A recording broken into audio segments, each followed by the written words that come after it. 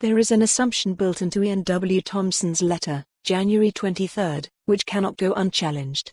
This is that an SNP majority in the Scottish Parliament after next year's elections will constitute a mandate for another independence referendum.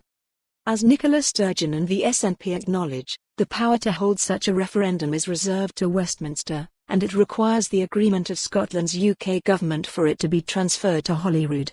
Unless and until this power is transferred, a Holyrood election can only mandate the incoming Scottish government to request a referendum.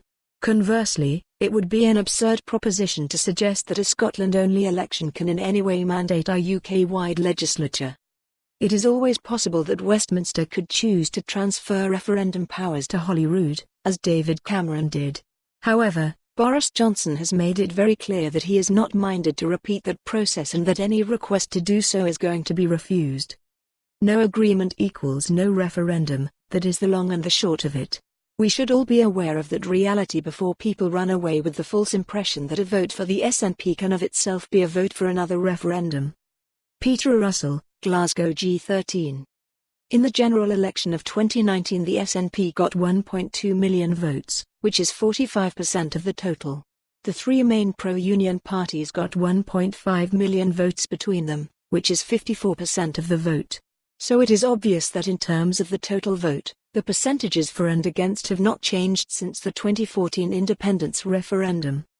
Of course, thanks to the first-past-the-post system, the SNP was able to turn its minority share of the vote into a clear majority of seats.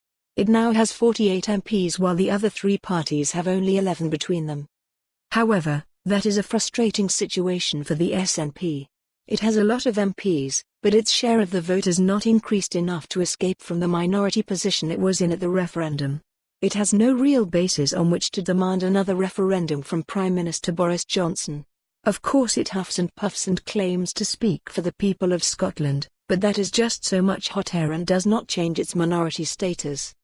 Now there is a campaign in the media telling Labour supporters that independence is the way forward for their party. The Labour vote went down by 8% in the election and it lost 6 of its 7 MPs. The pundits pontificate that the 8% decrease is evidence that the party should give up its pro-union stance and join the independence movement. Really? Because a small percentage has switched from Labour to SNP, it follows that Labour should drive the other 92% to switch from being pro-union to the opposite. What nonsense. Clearly the pundits pushing this phony reasoning are hoping that for more on this story, visit the news article link.